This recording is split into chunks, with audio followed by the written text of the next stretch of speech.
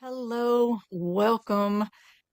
We are here today with Manny Shalaby from my co-teacher in the Ocean of Sound, and we have the honor and pleasure of interviewing Elizabeth Dare Andes. Elizabeth is an amazing woman. She's someone that I met in the Continuum Movement training program, and whenever she spoke, there was a part of me that just went into awe with just her mastery of explaining some of the things that are really difficult to understand or not real necessarily mainstream or intuitive. Um, I mean, they are intuitive once you know them, right? One of those things, but you really need someone who knows how to explain them, how to articulate them, how to demonstrate them. And Elizabeth carried that for me. And I was always in so much awe of any time she spoke or taught anything. So I'm really excited to have her here. Elizabeth is a somatic movement therapist, energy healer, educator, and founder of Evolutionary Somatics, a healing movement practice for restoring physical vitality, post-traumatic growth, and co-creative futuring. She is an internationally recognized presenter on fascia, energy healing, and somatic movement for physical and emotional well-being, conscious evolution, and the new science of coherent inner being. Welcome, Elizabeth. Thank you so much, Deborah and Amini. It's really an honor to be with you two today. The honors is ours. Welcome. And it's very impressive work you're doing and very important. So what ignited your interest in going through that field? I think it sort of found me, Amini. It started way back in 1980 when I was in a loft in Soho in New York City, dancing with my mentor, who was also a spiritual teacher. And what we would do, we had this small class in his loft where we would put masking tape down on the floor, and we would get inside a square that we had taped out. And he would put on all sorts of fabulous music, and we were restricted to move within that square. But as the time went on, the movement became more dynamic. And then there was always a point in the class where we were instructed to rip up the tape. And at that moment, it was like energy started roaring through our bodies, and we moved and exploded out across the floor, doing the most amazing leaps and twirls and spirals in the air, coming down to the floor and back up again. We were dancing like the wind. I didn't know I could even move that way. And that's really where I began to experience how much energy potential we have in the body. And then there was this other moment that I really remember was a pivotal moment where I think I was asking, my teacher's name was Calvin. And at that time, I was using this experience because I was a choreographer. And I wanted to know, like, I could never repeat the movements that I did when I ripped up the tape. And I was trying to capture them in a dance piece. And I was saying to Calvin, why can't I get this? And he took me over to the window. It was nighttime. It was snowing gently, it was quiet as could be. And there I looked out at this traffic light at the corner of Prince and Grand Street. And it was just flashing yellow, rhythmically flashing yellow. And the snow was falling gently. And there were cars going very slowly, and another car going very slowly, and a person walking this way and that way. And I want to tell you that what I perceived was this perfect order. There was this kind of order that just existed apart from my attempts to organize it in some repetitive form and control the flow of it. It was just this constant flow of creation. Beautiful. Very interesting. Yes. It reminds me a little bit with the, the whirling dervishes in our Sufi path, that when they start slow and with their hands closed, and at one moment they just open, and this is very beautiful. So I can relate to what you say. Yes. Yeah, sounds really powerful. And also just, having that moment of recognition of, what may seem like totally random, of the movements of the individual parts of our existence, in creation. And when you step back and you see them like that, it's like through the looking glass, through the window, and you see the perfection and the order in it. Sounds like a beautiful moment. So how did this lead you to your discoveries and your ahas on fascia? Fascia. Fascia. You say fascia, I say fascia. Oh no, you say fascia, I say fascia. Yes. Can you explain also the term in case someone like myself, Oh, I didn't know what it is? What is it? What is fascia? fascia. Well, okay, let me take Amini's question first. Yes.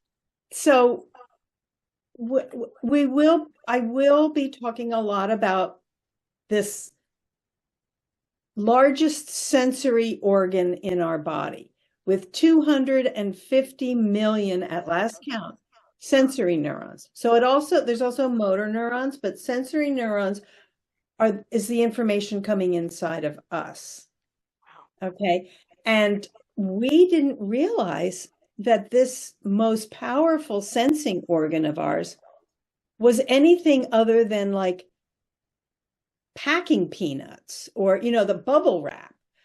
Right. And, we thought it was that stuff that was around all the muscle, like when you get chicken and there's all that white stuff around it and you have to cut it away because it's gristle and you get it inside other cuts of meat, it's hard to chew and all that. It doesn't have any protein. So nobody really paid it any mind in the human body. So in dissection, we just like cut it away to get to the muscles and the organs where we thought all the stuff was happening. Well, fascia makes sure that nothing in the body touches anything else, including the cells, because everything is surrounded in this material that is both tissue and water. And it has this ability to communicate at crazy levels. And the more we are learning about it, the more we realize that who we thought we were is just a tiny bit of who we really are. And we couldn't even see it before. Now, to answer your question, Deborah, about how I got interested in fascia, like I found Calvin and I started working with him, I've just been following the path with the heart my whole life.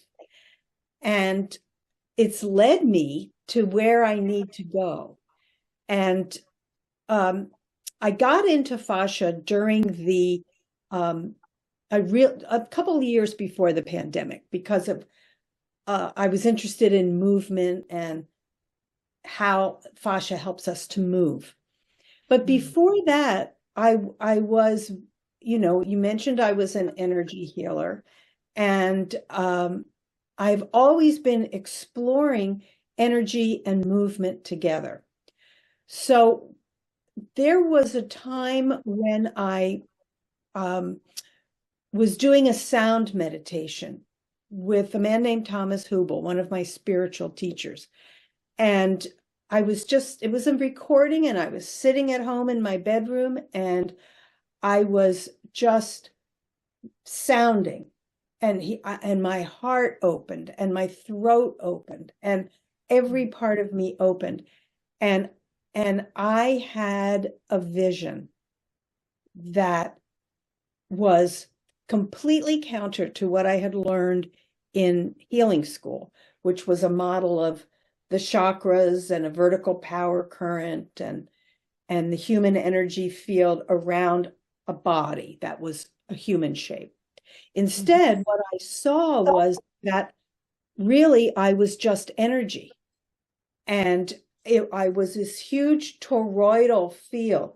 All the chakras had blended together.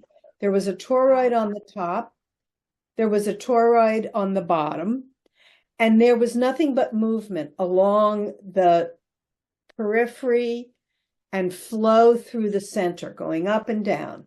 And then I could look out around the event horizon and I could see life events, but they just were like flashes of light moving through. And it was like a technicolor experience. I would, no drugs, but it was like I was having a psychedelic experience. Mm-hmm. So that implanted something very interesting in me, because at first I couldn't even talk about it. I thought, people will think I'm crazy if I share this. I come from this traditional, Sushumna and chakra vertical model. And when I realized that that's just not how it is at all, I held this inside me and something started brewing. So that when I came across fascia and the quantum qualities of who we really are, everything started to click for me. So I hope that answers your questions. Yeah, Yes. it seems to me, so you went even beyond the energy. You went to the what we call the spirits and the observer, where you watch it, everything moving around you. So such powerful experience for sure.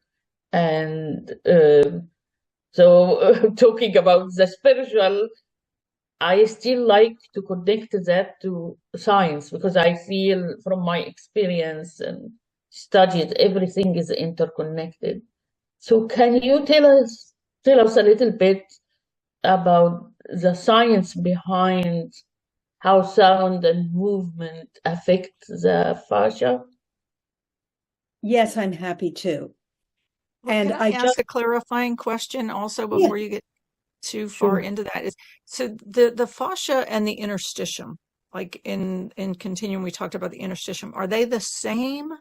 Because I think of the interstitium as like the fluid between everything, but the fascia is very fluid and it contains water. So are they the same? So when I talk about the living liquid crystalline matrix, it might be a little bit easier to understand, because when most people talk about fascia, they're talking about collagen.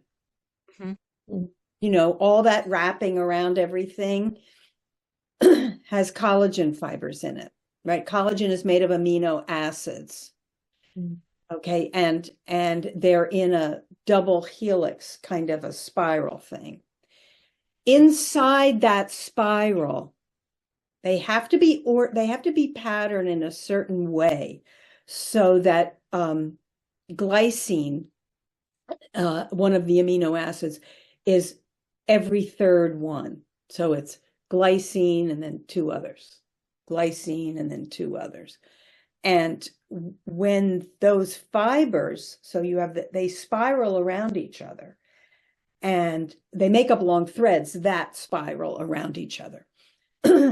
And they, in between those little threads, when it moves, when it spirals, is something that gets released, known as easy water. It's that fluid that that changes the whole body into this living liquid crystalline matrix, this super highway of information. fascia, we speak about fascia being able to be soft or gluey and dense. And so when that fluid doesn't flow, the fascia gets gluey and dense. Okay, so the fluid that is flowing through your whole body is this interstitium. Okay. But it's important that we think of it really as one system. Mm-hmm. Yeah. I know we have different names and it can get confusing, and there's different types of fascia in the body, and fascia can change and all that. But I think it's easier just to think of it all as one thing. Yeah, one system. So So let that me, makes sense to me, and that clarifies for me exactly what we're talking about in the body and how that really aids in the movement or lack of movement in the body. So, Exactly. yes, thank so you. I just want a little clarification.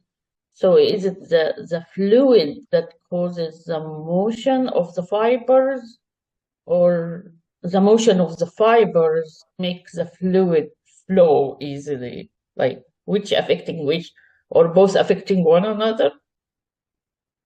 Well, you're right in thinking that the quality of the fibers influences the flow of the fluid. Okay. Okay. What we need to know is that fluid can be diminished or expanded by the practices that we do. Okay.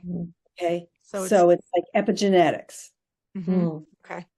Okay. So So that fluid, the connective tissue is what funnel along with the fluid funnels the information. Okay. And now we have to get down to the cellular level and the mitochondria in every cell, because at a fractal dimension, every part of your body is made up of these fluids and fibers.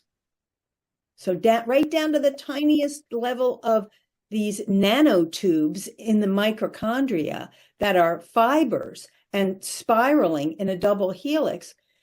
When that's happening, when they spiral, the fluid flows and information is conducted.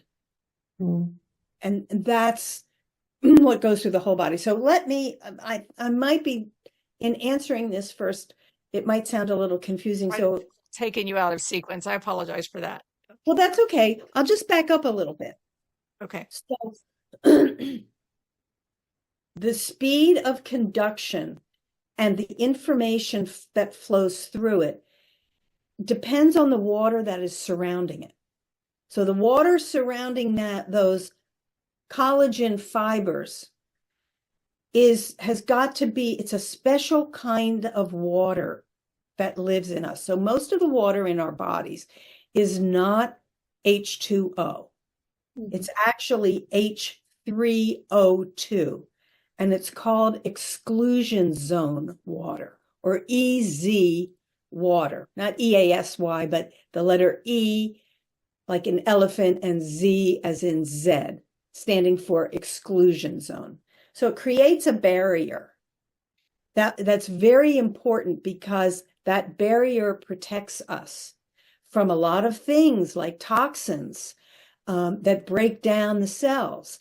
And that barrier, depending on how you live and what you do and how you move, can shrink or it can expand. The more it expands, the larger our container for more of this information encoded in pictographs of light to flow through our bodies. So two things to know here is that we want to talk about the importance of the kind of water in us, and also how that water influences what's known as the folding of the collagen fibers as they move into a spiral helix. And so it's a double helix that is spiraling clockwise and counterclockwise, and also around each other. So easy water.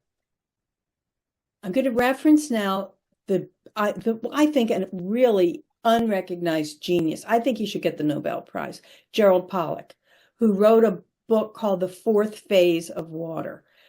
Brilliant man, where he goes into this in great detail that I can't even, not being a scientist, I can't even attempt to go there. But as I said, most water in our bodies is already this easy water. And this easy water, how it differs from regular water is that H2O is kind of sloshy, you know? And when we think about the water in our bodies and hydrating and all that, which I'm going to do right now, we think about taking that kind of water into us and becoming, you know, kind of sloshy. Exclusion zone water is very organized. It's a liquid crystal. So it also has a negative charge to it. Now, what we know is that the cells need a negative charge in order to function in the healthiest way possible. Mm-hmm. Right? And then when that happens, and this is the really quantum part, it funnels electrons through the body faster than the speed of light. Mm-hmm. So it's like, get that easy water moving, and I'll talk about how we can do that. And I'll also talk about what disrupts it. But, you know, really, if you want to optimize, this is no new invention. This is like every living organism on Earth does this. This is our natural heritage. So, as I said, this energy potential can shrink or expand depending on what we do. And the more that we can do things to expand that zone of water. So when I say zone of water, it's like exclusion zone water is like layers. It's around the cells. It's around every organ. We need to do things to stimulate those layers of exclusion zone water so they can now come into our bodies.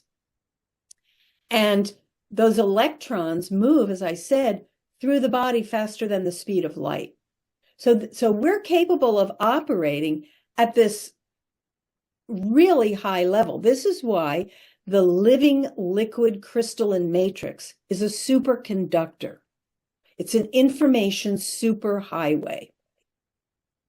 We're talking about particles traveling through our bodies, quantum particles. So there's a part of our existence that has always been here that we're just coming into an awareness of, that we are quantum beings. We are eternal beings. That yes, we have a time-bound life with this lifetime and our memories and the trauma and all of that. But we are not just that. We are eternal beings. We are capable of functioning at a quantum level, and we can access that information. It's fluid information. It's not bound by our understanding of time and space in a 3D reality. So that, to me, is like a billion light bulbs go off. And it's funny to even say, we have that term, you know, oh, the light bulb went off. Well, that's just old thinking, light bulb light, right? Because light bulb light is like choppy light. But I'm talking about quantum light. I'm talking about a coherent wave. And a coherent wave knows no boundaries. It spreads out everywhere. So that's why you can know yourself in many lifetimes. You can know your eternal self. You can know your biointelligent, primitive being self. we can access so much more information than we ever imagined that we could. Wow. Yeah. So do you want to know a little bit about what's not good, what shrinks it, and what can Sure. expand it? Mm-hmm. So first of all, our modern lifestyle shrinks. We're sitting most of the time. Sitting is it. What does sitting do to us? It locks us in. Our bodies sometimes, we're at our desks typing away. We're getting carpal tunnel. We're getting forward head. Our psoases are getting tight. With this blocks this whole flow of information, and the body says, well, you want to sit this way? You want to be in this position? Okay, I'll build you a body that keeps you in this position. I'll support you in that desire. Yes. Right. It's very, very agreeable. EMFs from wireless technology. Terrible. Being indoors all the time or most of the time, not getting out in nature. Trauma, emotional, physical,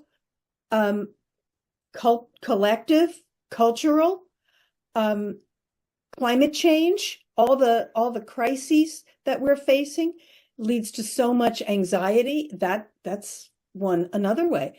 Injury, fluoride in our water, the diet that we eat, surgery, scars. I mean, really, it's just, and, our devices, having them around us all the time, being more in here than you are in the world.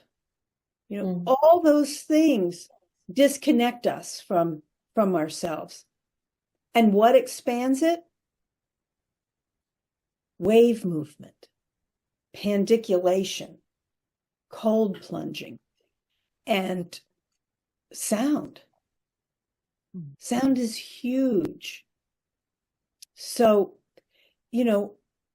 this is really epigenetics, because it's the little things. I'm fond of saying. This is a Buckminster Fuller quote that I love.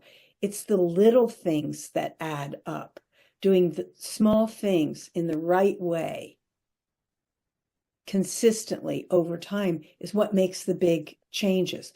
And with our cells, so the fascia on your skin, the most superficial fascia that you have, has a direct line into the DNA of your cells through something called integens. So I can lightly move my hand here, and it can echo all the way down and into the cells and into the nucleus of the cells. So while you're doing all of this, you're actually changing the DNA. You're changing, like you might have an expression for your BRCA gene for breast cancer, but you don't turn it on. Mm-hmm. So it exists there, but it's dormant, because you're doing all these other things to support your whole self. So I think that really speaks to our self-agency. That we can do so much more. It's so easy to get so depressed about how you feel or how the world is. And you think these little things that you do that make you feel better for like 10 minutes until you turn on the news or something, they really add up. They can change who we are. Yeah, that's beautiful.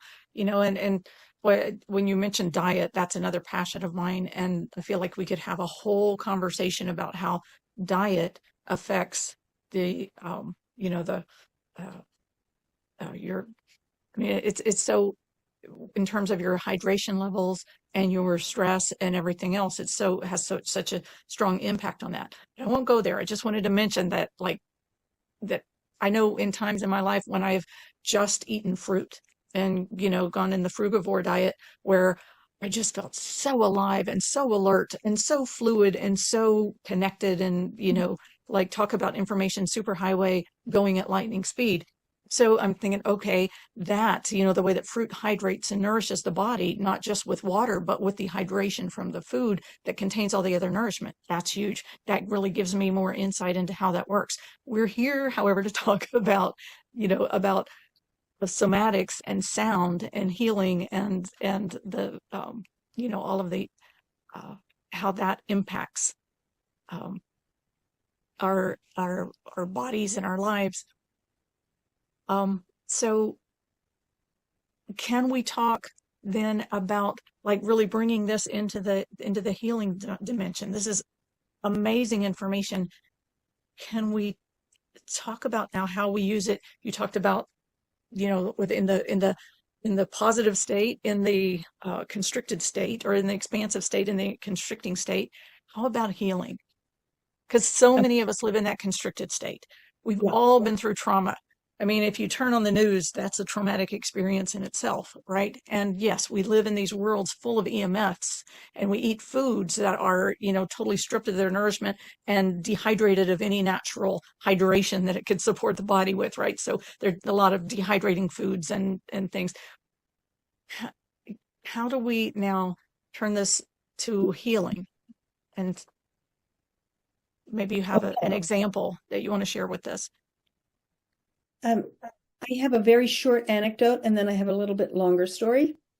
And I'll start with the short one, about a client of mine that I worked with for about 2 years, who had had a number of automobile accidents and traumatic brain injury, but really she lost the ability to even function in her life. She couldn't think clearly. She couldn't sit and at the computer for very long without getting migraines. And she was always a very active person. So we started a program of somatic therapy together in conjunction with, I was having her walk, because she told me, oh yeah, I'm going out and I'm running like really hard and really fast. Like, this woman could barely coordinate her movement. She couldn't rotate body. Rotation is a really important thing, because what I said, there's 2 things to remember that are really important. And it's the folding of the collagen fibers was one of them. The other one was the easy water. So that's rotation. So if you have a pattern locked in your body and you rotate like that, and you can't rotate as a head, torso, pelvis wave and rotate back in the same way or from the bottom up, then you're locked into a pattern. So we're talking then about the folding. And if we can find a healthy way for this fascia to fold, for these collagen fibers to fold, then they act like a coiled spring and they can store energy, piezoelectric energy. You have more energy, you function better, you feel more joyous. So what we did together was have her stop running. And we started with somatic movement and had her slowly coordinating how to rotate a wave, move a energy wave through her body. And then we introduced a walking program. And she took to it like a duck to water. She loved people were stopping her saying, what has happened to you? You're moving so much better. You look great. And it was a great thing. So fast forward now to over this last Christmas holiday, a story about me. My dog, I was holding him around, the leash was around my wrist. I should have just been holding it in my hand. But somebody came and scared him and pulled me down with him. And it was icy and snowy. And I sprained my ankle. I mean, I remember hitting the ground and my ankle went like that. And I thought, this is bad. So I had remembered, you remember, Deborah, several years ago when I was at Continuum, and I had my finger, the tip of my right index finger, I pulled it and there it is. Well, it's still like that today. It's actually much straighter than it used to be. It was like that. And then I went to the doctor and the physical therapist, and they put a whole thing on it. And what it did, it bent this part of my knuckle down. You can see, okay? So my body reshaped itself by being held in this position, and I couldn't move it. So when I hurt my ankle, I said, I'm not going this route. I'm going to be my own experiment. And if it's terrible, then I'll give in. I'll go get an x-ray. So I started this program, this walking program for myself. Now, I couldn't walk. So even post-injury, I had to walk a great distance, and I didn't know that I could do it.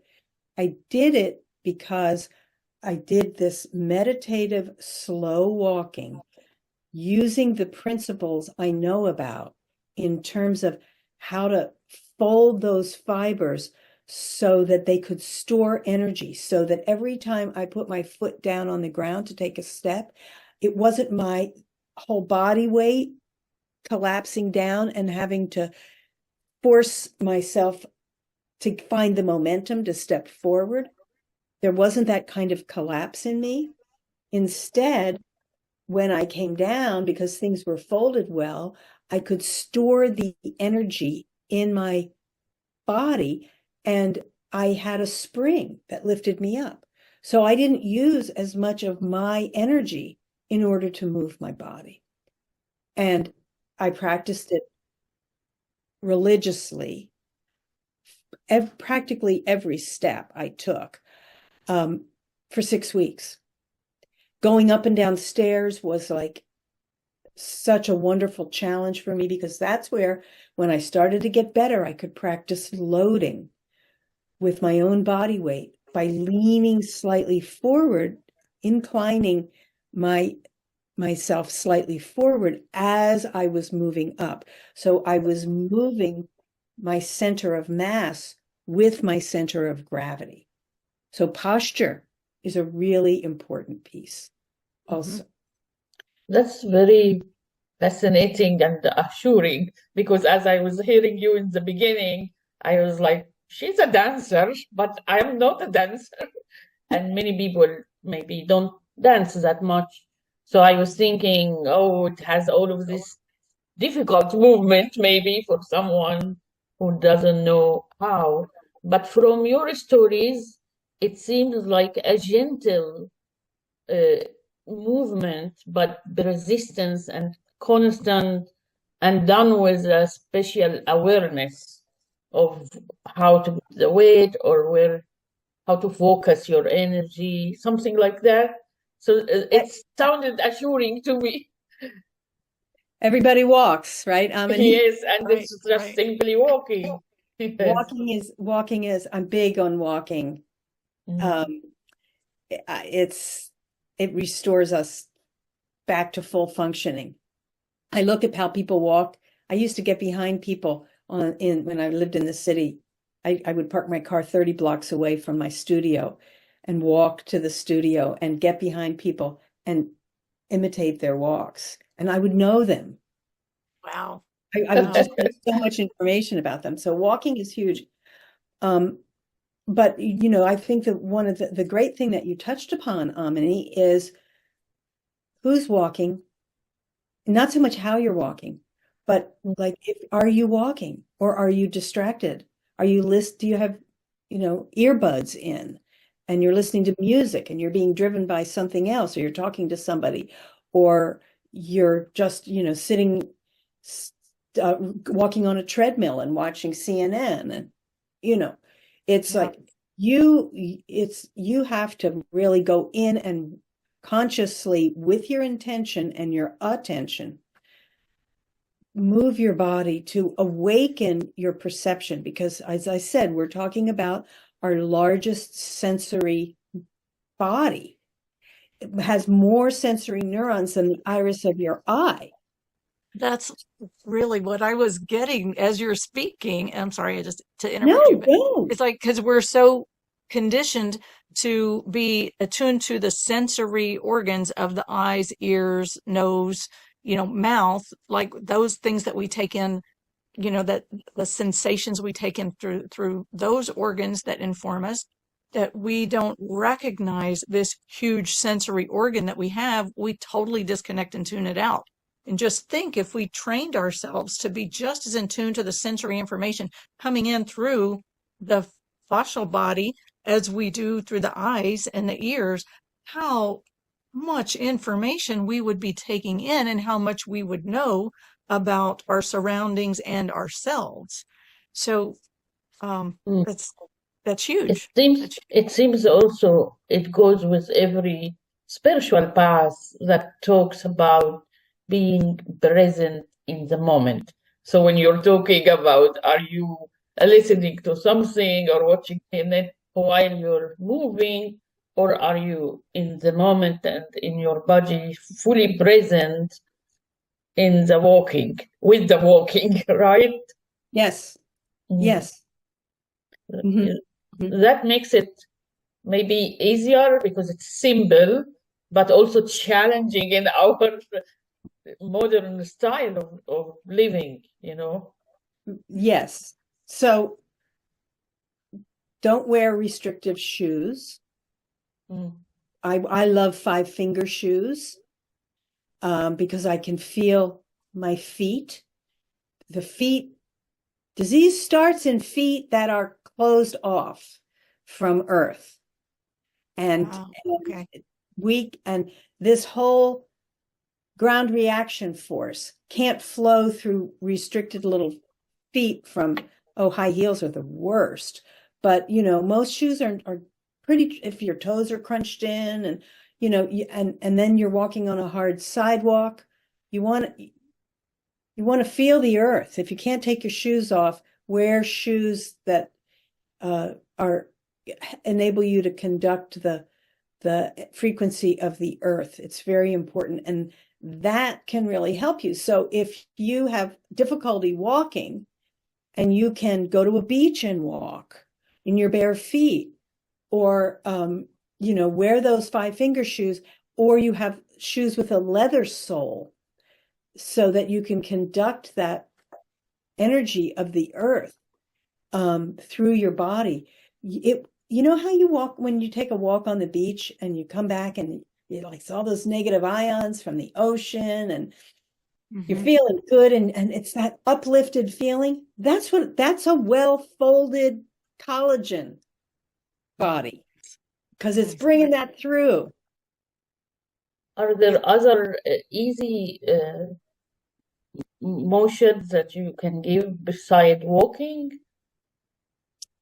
Well, I know you have, of course, the full class about how do we turn on our intake of information? How do we tune into our intake of information from this sensory organ? Well, how do we open our eyes? How do we open the eyes of our fascia? The eyes and ears of our fascia. I love that question. Well, one thing I do, like we could do it right now, just sit up straight, put your feet on the floor. Feel the 4 corners of your feet. If you can take off your shoes, do, or be in socks if you, and maybe just wiggle your toes a little bit and wake up those toes, and then spread them out and feel all 10 toes making contact. And then feel the ball of the foot. Start at the big toe and just apply the thought of a little more pressure of the big toe ball of the foot against the floor. So it's like you're standing on an ink pad and you make that imprint. Go across the ball of the foot.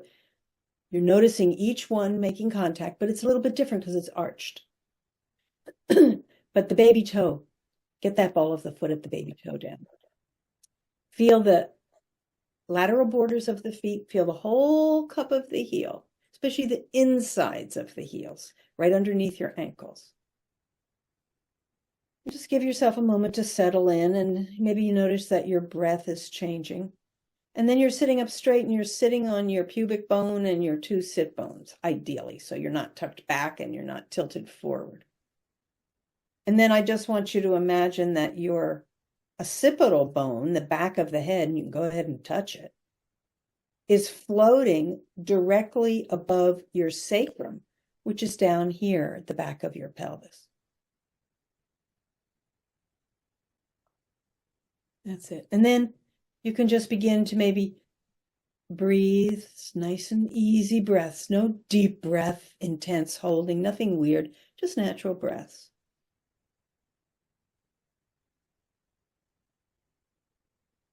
And then maybe your body wants to start to move in a little wave-like motion. And just notice that. You don't have to make it move. But if it wants to go, let it go. And then just imagine that what's happening is that there's this whole softening of the tissue and a spreading of that easy water, softening all those cellular boundaries, so the cells start to just undulate a little bit. And make it really, really tiny, and imagine, because we're so visual, you can close your eyes for this if you want, that what's happening inside your body is like little tiny sparkles of light, like little bioluminescence. And then while that bioluminescence is sparkling away, and you really get a chance to see the little sparkles of light throughout your body, concentrate on one area of the body that seems to like to move. And if nothing likes to move, or you choose to do this, you can go to your hand and your fingertips. And you're doing little tiny micro movements now with that light. And you're just exploring this whole fluid refinement of your sensory system to awaken. And stay with it. And if you start to lose it, find your feet again. Find your occipital bone, the back of your head, floating over your sacrum, back of the pelvis. And let your body breathe. Just nice and easy, natural breath. And if you want to make a little bit of a sound, pretend that you've just taken a drink of the most delicious liquid you've ever had in your life. And it's quenching your thirst, and you feel such gratitude for that whole awakening in your body of this water. It's like ambrosia. And just make a little sound as you exhale, like, ah. And extend that end of your ah.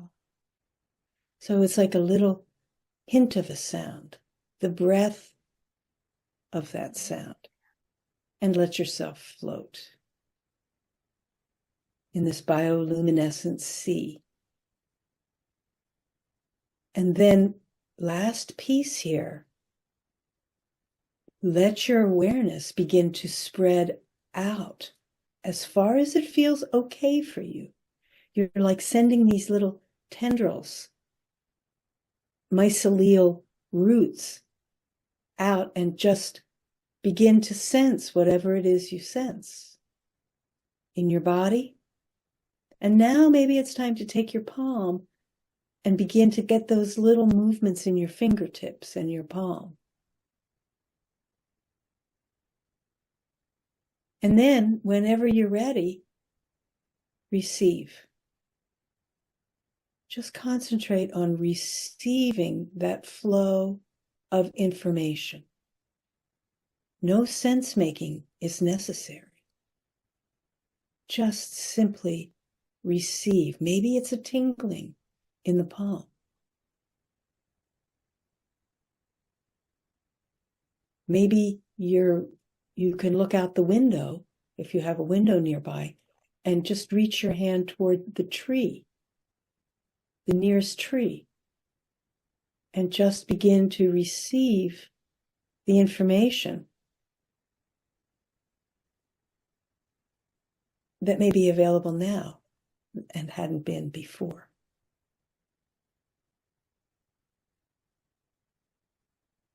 And then begin one more stage of pulling your awareness back to expand your awareness into not just you and the tree, but you in the tree as one. You and the environment as one. In this whole fluid expanse of time and space that can become available to us through our intention and our awareness.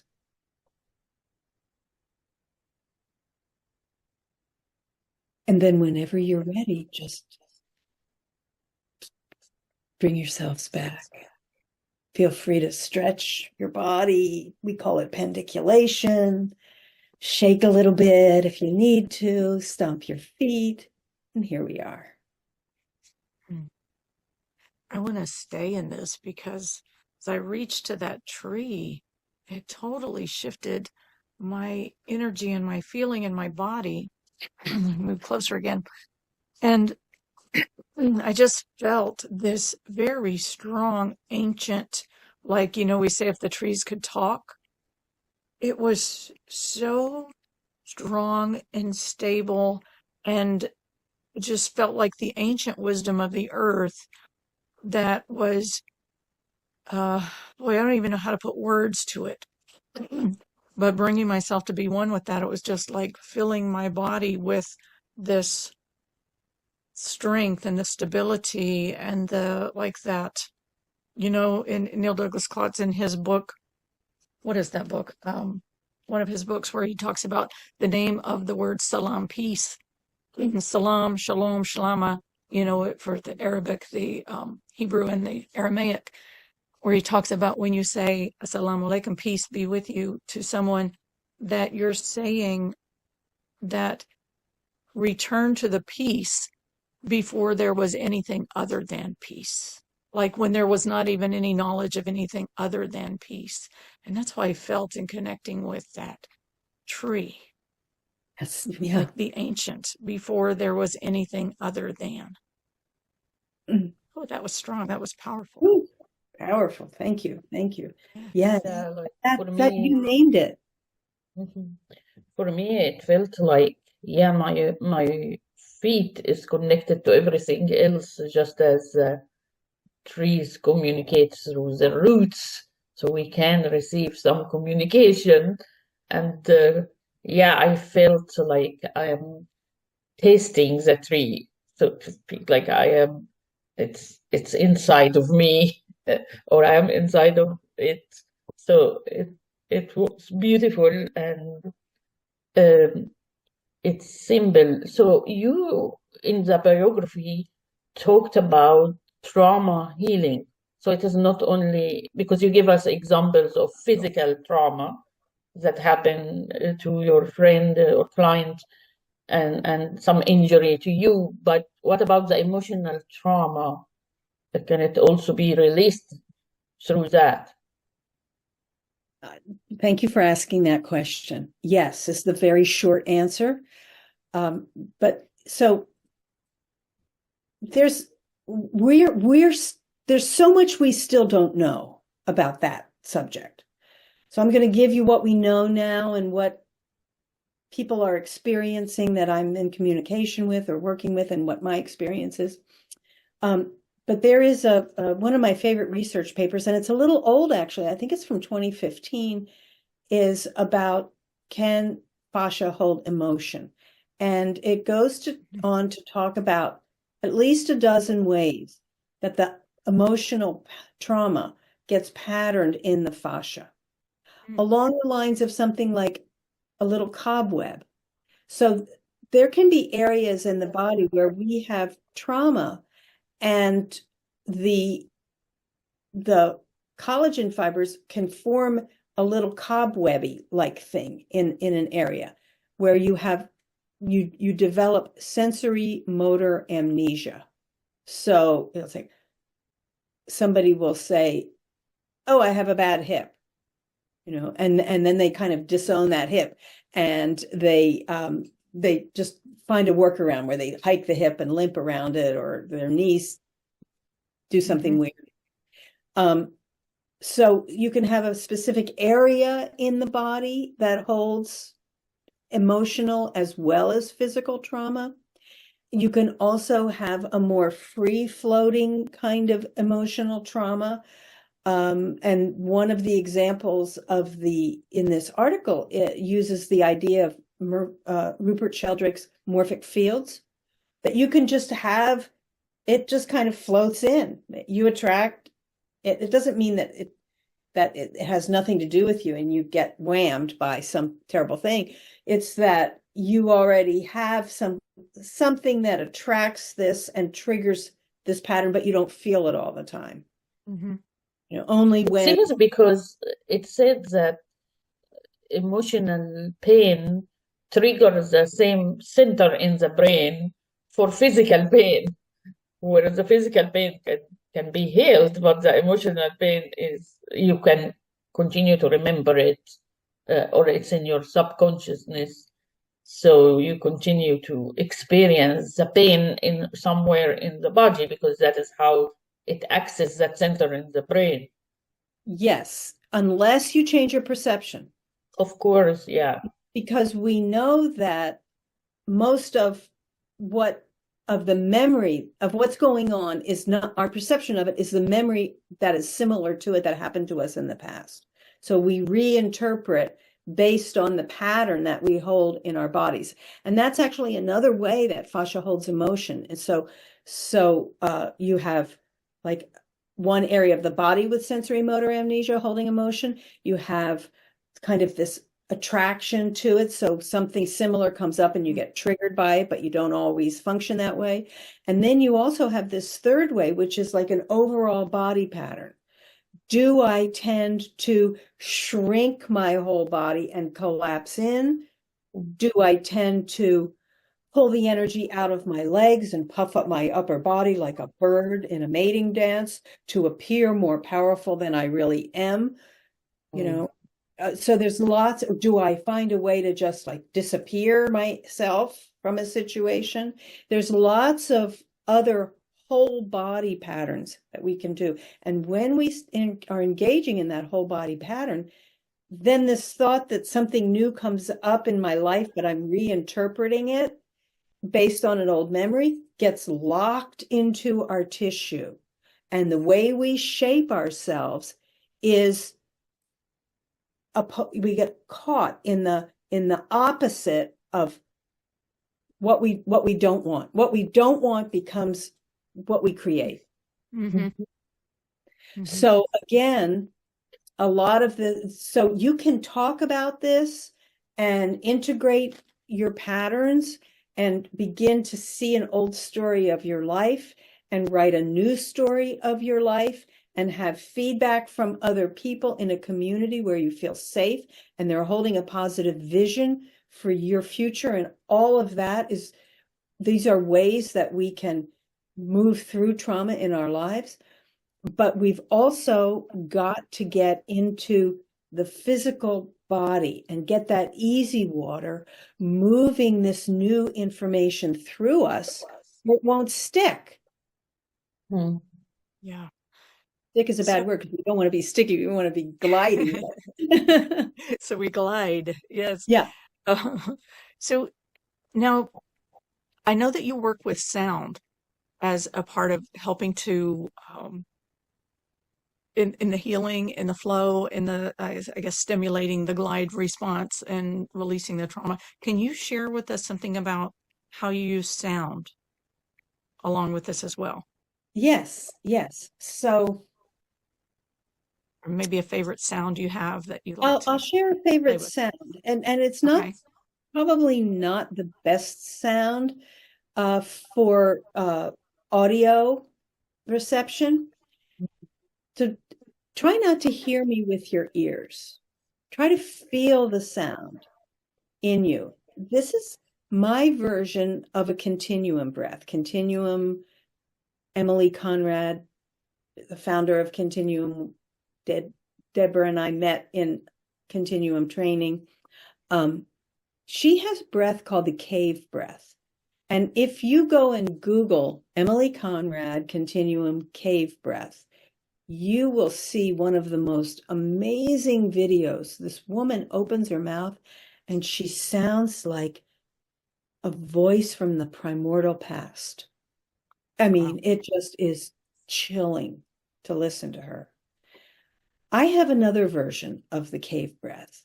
So cave breath, I think, is meant to be taken into you, and the sound that emerges doesn't have to sound like anything else. Because you are a cave, and sound is moving up from the earth through you, and you just get out of the way.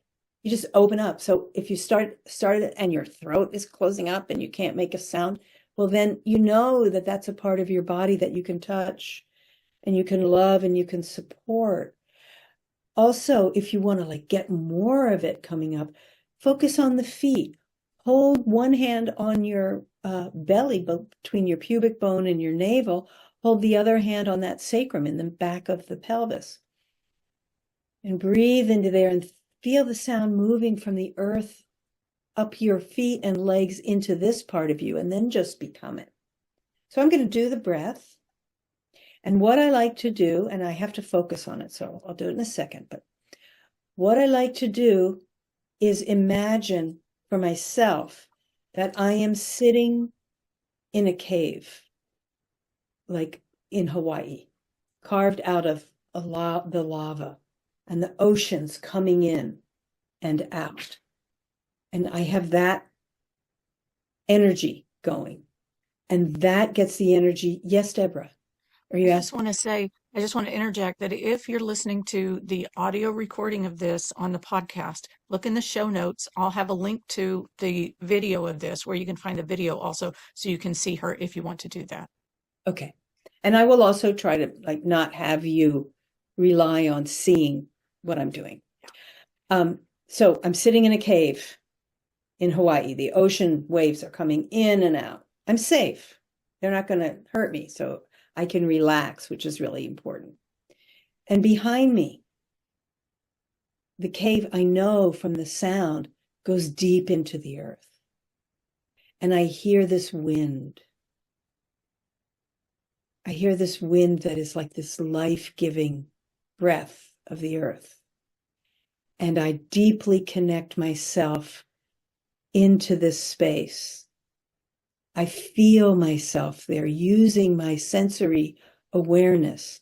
I put myself in this space and I feel the texture of the rocks, and I feel the temperature, and I feel the wind. And then I just take a deep breath in and I open my mouth and I make the sound of the wind. I'm going to begin doing it. You can watch if you're watching. You can listen, but you probably will hear not the actual auditory sound. You might hear a little bit of it, but don't try to hear it through your ears. Try to hear it through your heart. Try to hear it through your fingertips. Feel it through your whole body. And then you will hear the silence in that sound. That's what really informs you. So I'm going to start. I want you to join me at any time. And let's try to do 5 rounds or so. So settle in. Just going to take a sip of water.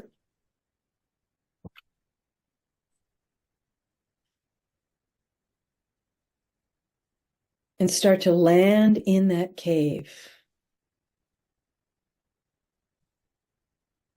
And locate yourself in the surroundings with your sounds, your temperature, fluctuations, the wind against your skin.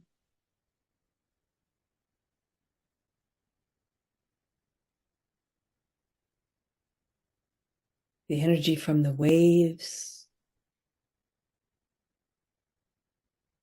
And when you're ready, take a deep breath in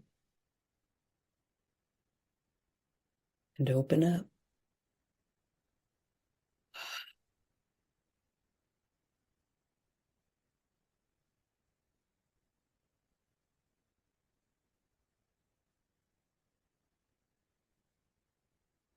and do it again, your own timing.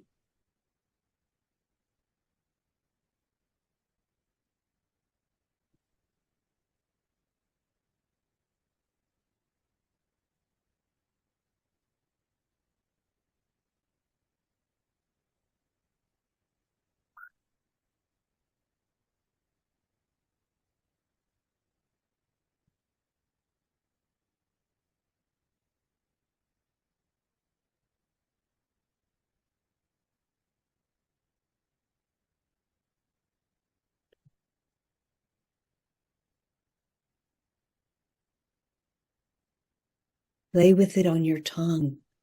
Play with it in your mouth like you're rolling it over your tongue. It's this delicious, juicy piece of fruit. Taste it. If your body wants to move, let it move. Keep going. We'll do a couple more.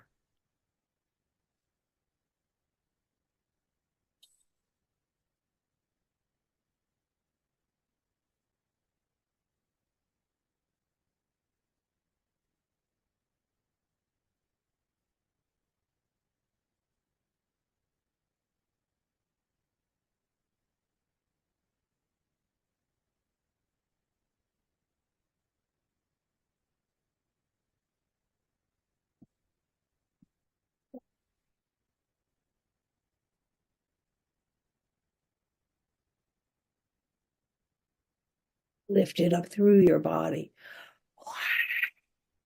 Mm-hmm.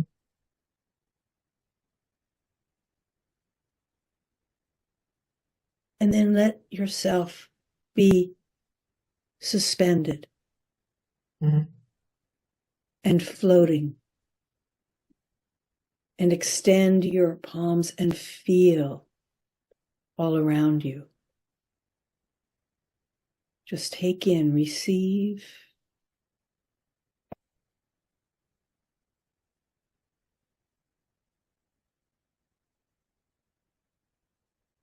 And then, no need to try to make sense of anything. Just bring it all back slowly to your heart and your belly, to yourself. And feel yourself. And feel the sensations that are flowing through you.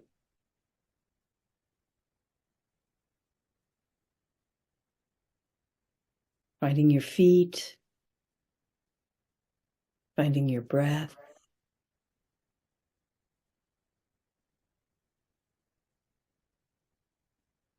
And then when you're ready, slowly come back. Open your eyes. But stay connected to that source. Wonderful, very beautiful. I like the way you lead it in a very gentle way, because sometimes I attended the breathing, circles or so. Sometimes it can be tense, but the way you just personalize it and make it the person going with their own flow. Like for me, the experience was really beautiful because I could hear the waves and the wind, and I felt my breath was tuned with these sounds. So it was really a wonderful experience. I want to thank you very much for that. Yes, ditto what she said. I love the cave breath as spelunking the inner cave, and I love the way that you teach it.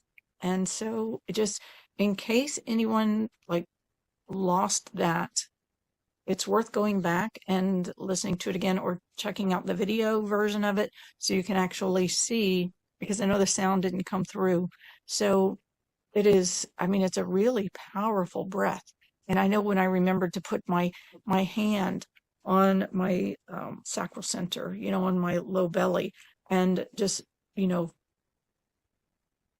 make that intention of the like that wind coming up from the base through the cave of my body and moving from there. It just really it just gives it a full body experience for me. I don't know how else to say it, but it's a full body experience of the movement, of the breath, of that, like the power of that wind that comes from deep in the earth.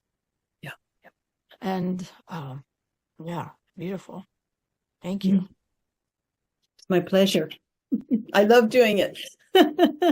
Yes, I tell you, I mean, this, I'm so glad that we connected, at all, of course, but over the continuum movement practices, and we bring this together and bring this, the power of sound, vibration, frequency, the somatics, the fascial body, the quantum field. It's all universal, right? So Yes. however we learn it, it's universal, and it's like everything is connected to everything else. And that's one of the beauties, Manny and I teach Ocean of Sound. You teach this incredible somatic practice that you teach, and your expertise on the physical body and the fascia and movement. It's like it's all connected. It all comes together. It's all one. So I think that's, why Manny and I love doing these interviews with people that come from different perspectives on the same thing, so that we can really share and find that overlap and that commonality of this incredible world we live in, this incredible universe. I thank you for that. So, Elizabeth, I'm sure people will be interested to know about your work or whatever classes you're offering or healing you're offering. So how can people reach you? Yes. So I am just wrapping up one of my group classes called Thrive, Embodied Practices for Post-Traumatic Growth. And I will be teaching a new round of that beginning May 10th, running for 6 weeks till June 21st. I also am always seeing people privately. So I just encourage anyone, if they want more information, to reach out to me. And here are 2 ways that you can reach out to me. You can contact me at Embodied Souls at evolutionarysomatics.org, or you can find me on Facebook, so that you would just go to facebook.com/Elizabeth.Andes-Bell. So ANDES, like the Andes Mountains, Bell, like in Ding Dong Bell, and there's another / after that. So it's Elizabeth with a Z .Andes-Bell at facebook.com. And I'm happy to give you more information. I love talking to people about what's going on with their bodies and seeing what we can do to give them more health and joy in their bodies and in their lives. So thank you. Vitality, longevity, it just feels amazing. Now, just that email address, Embodied Souls, had an S at the end, right? Yes. At evolutionarysomatics.org. Yeah. Of course, if you email us that, we'll make sure to post it with the video. Yes. Okay. Yes, yes, it will be in the show notes. It will be on the blog post, on the YouTube, everywhere that this goes. Right. So, any last words you want to leave people with, Elizabeth, before we close? I go back to Buckminster Fuller and just doing small things like remembering to move. Don't just stay seated at your desk all day. Go outside. Be on the earth. Drink natural water. And open yourself to the gratitude of creation, of which we are always a part. Beautiful. Thank you very much. It was a pleasure. It was my great pleasure. Thank you both. Thank you so much, Elizabeth. Yes, this and eating the hydrating foods. I think that's just a Absolutely. huge one. Like your fruits and vegetables that contain their own water, structured water content. It's like your body contains its own structured water content. Okay. Exactly. All right. Thank you so much. We look forward to connecting and staying connected with you, Elizabeth. And for everyone listening, please look her up. She's quite the jewel. Oh, Thank you thank all.